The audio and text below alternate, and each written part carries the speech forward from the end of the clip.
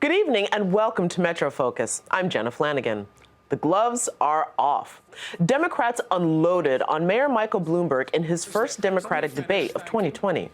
The showdown in Vegas taking place just days before the Nevada caucuses and less than 2 weeks before the crucial Super Tuesday primaries proved to be a rough welcome to the debate stage for New York's former mayor. Bloomberg took hit after hit from his fellow Democratic candidates who challenged him on everything from stop and frisk to allegations of workplace harassment and his decision to dip into his vast personal fortune to fund his presidential campaign. But arguably, the most stinging blows were landed by Senator Elizabeth Warren, who repeatedly challenged Bloomberg about non-disclosure agreements signed by women at his company. So, Mr. Mayor, are you willing to release all of those women from those non-disclosure agreements so we can hear their side of the story? We have a very few non-disclosure agreements. How many is Let me that? finish. How many is that? None of them accuse me of doing anything other than maybe they didn't like the joke I told. And let me point, there's agreements between two parties that wanted to keep it quiet, and that's up to them. And joining us now to dissect the debate, the former mayor's performance, and where he goes from here is political commentator and New York Times best-selling author Ellis Hennigan. Ellis, welcome back to the show. I love your boxing analogy, but I think we need to bring it up to a cage match. It's more like a 5-on-1 okay, but cage they do match. that in Vegas. I mean, if there was ever a place for this to go down, Vegas was the city. Perfect. You're absolutely right. So first, I just want to get your, I guess, winners and losers. I mean, I feel like the loser has been determined, but... Yeah, it was a tough night for Mike. Yeah. And some of it was preordained. I mean, he's the new guy in the race. He's been surging. He's up at 17 or 19% in the national polls, and he is indeed a threat to these people. So, yes, they were going to give him a rough welcome either way. He didn't help his cause. He should have, and I think the clip you just played with Senator Warren was maybe the prime example. He should have been prepared for a couple of obvious slams he was going to get, and it didn't come off so well. Of course. And so what we did see was sort of, I guess, maybe a circular firing round or something from the candidates? Yeah, although different people got different levels of strafing in your personal... I mean, Bernie came through it the best, I would say. Well, that was going to be my question, is who seemed to come away virtually unscathed? Well, he's the front runner at this point, and so under normal circumstances, all the folks below him should be aiming at him. And indeed, several of them may not be here a month from now, and they really are at the point of, if they're going to make their mark, they got to do it soon because, boy, that wall coming on Super Tuesday is going to be big. But one of the effects of the presence of Mayor Mike on stage was that Bernie got to slide a little bit.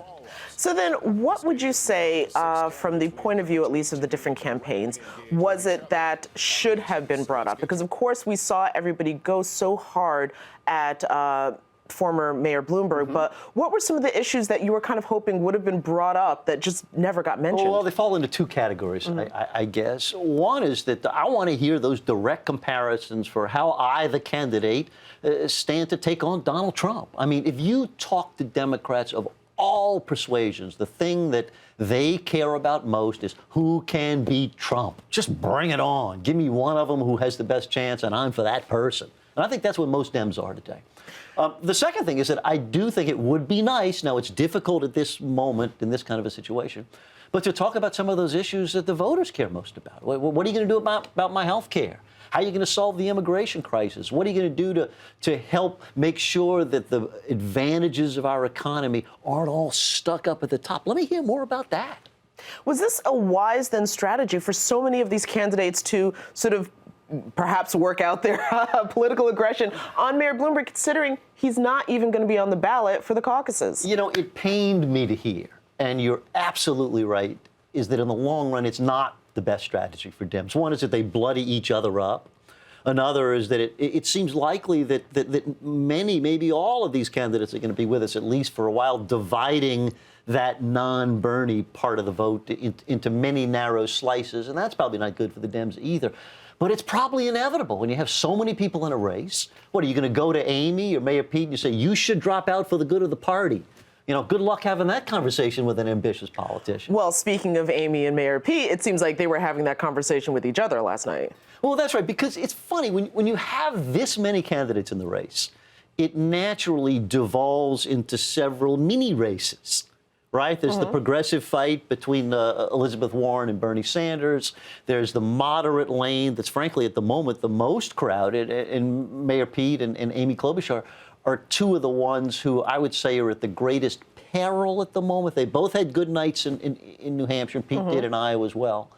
But boy, there's not much evidence yet that he's prepared to fight on the big stage of Super Tuesday. And then there's Biden in the mix, who was actually pretty good last night. Yes, actually he was, considering previous debate performances. But I do want to focus on Pete and Amy for a minute, Okay. and we have a clip of one of their exchanges that was incredibly testy.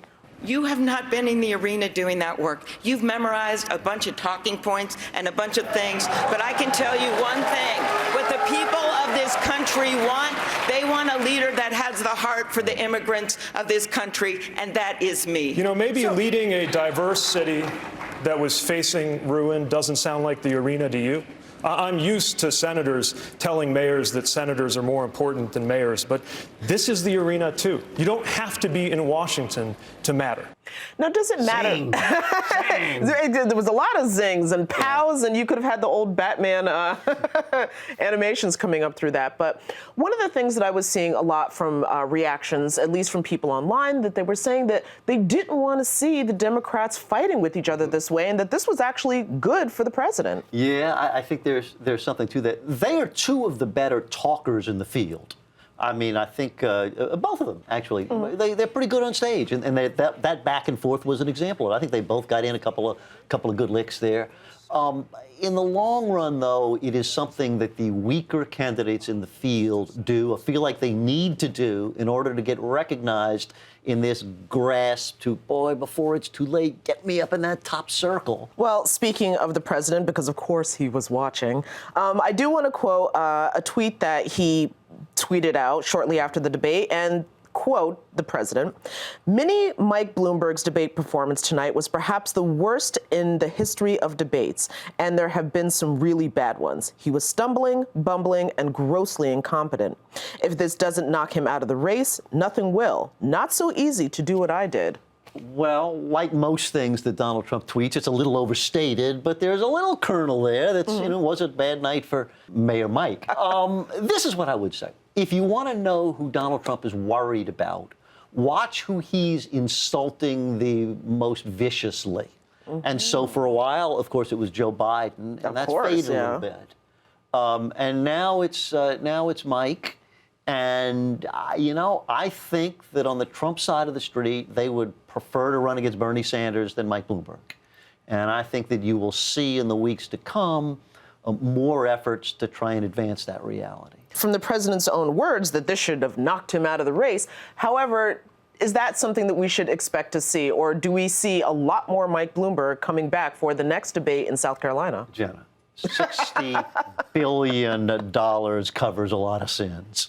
Yeah, and, the thing that I'm wrestling with, and I'm going back and forth on this, but is how much it matters, right? Mike Bloomberg is not going to win the presidency by being a swift debater. Those of us who followed him through 12 years of his mayoralty and the years before as a media exec and a Wall Street guy know that though he has shown himself to be a man of amazing achievements, his public performances as an orator or as a debater were never his strong suit. And he proved it again last night. So he was not great on the stage. He's got to be a lot better. This is a level of performance that cannot be sustained. So he's got to come back in a week and do a better job at it.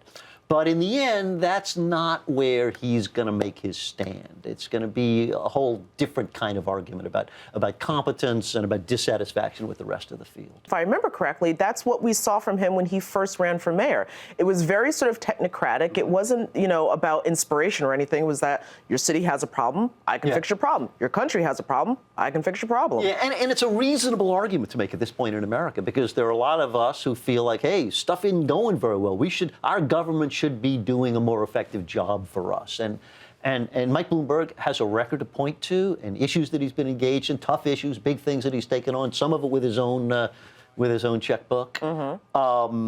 He didn't effectively make that case last night, but there is still a way to make it, and those hundreds of millions of dollars of TV ads are part of it. But he also needs to be in the arena and say, you children can be squabbling with each other. When you're ready for a grown-up, I'm the guy who can actually solve this stuff. And by the way, whip the butt of that guy in the White House who all you Dems want to beat. All right, well then, when it comes to messaging then, do you think that anybody else missed an opportunity to clearly define themselves as to what it is that their campaign stands for as opposed to the other candidates? You know, it's interesting. They did not talk about how they're going to go against Trump, and I wish all of them had done a little bit more of that. But they're getting better at this. And it's one of the ironies of politics is that often right before you have to drop out, you're having your best performances. And I got to say, I think the other 5 of them were among the best that we have seen them. Elizabeth Warren was so much stronger than she had been the past couple of outings. Pete and Amy, I think you're right, they're clawing at each other. But, you know, they both sounded pretty good. Joe Biden, my goodness, if he'd been that Joe Biden, I don't know that he would have had such a poor showing in Iowa and in New Hampshire. Maybe too late, but it was interesting to watch. Well, it definitely was interesting TV. Alice, we'd love to have you back to give us more insight as these debates and this contest continues. So thank you. The fun goes on. Good to see you. It certainly does. Thank you.